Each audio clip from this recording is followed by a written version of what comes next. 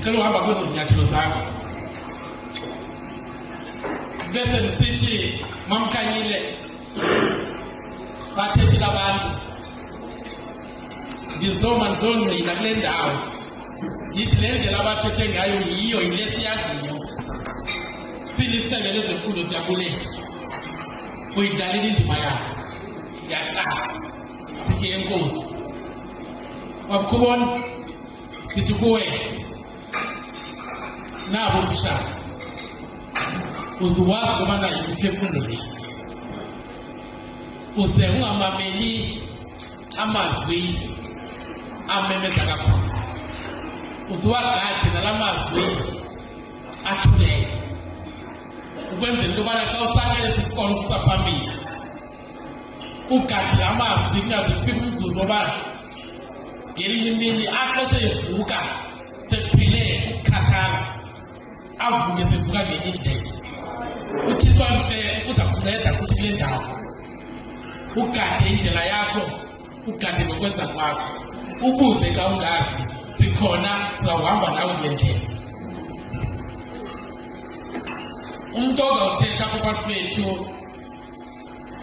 ngumntu oyaziyo le ndlela uke waba ngutishana uke waba yi-Deputy Chief Education Specialist khona apha emnyangweni waba udirector ngalo maxesha kwakusekhona masifundisane anti-interest campaign iprogram ayilida ngale ndlela yokuthi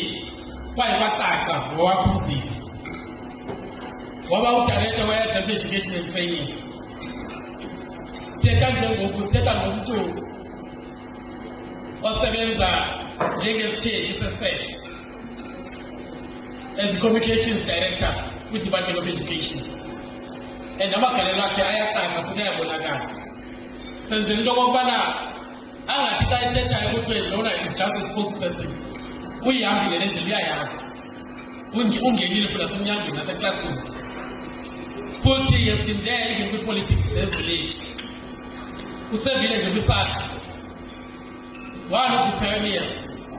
zabantu ababelida kwisakha in the early years apho kwenzeka ufashionable ukulida kwisakha ngomnye wabantu abakwazi ukujaha yilabo ababesijaha siyabazi thina futhi usevile nakukhulu nakwi-Communist Party esiyazi ukuthi khona waseba kakhulu nakwi-ANC in various structures nangoku usekhona ufundileke kangoba ngoku usenza i-masters yakhe yesibili engabe yakho ke iyawufika nini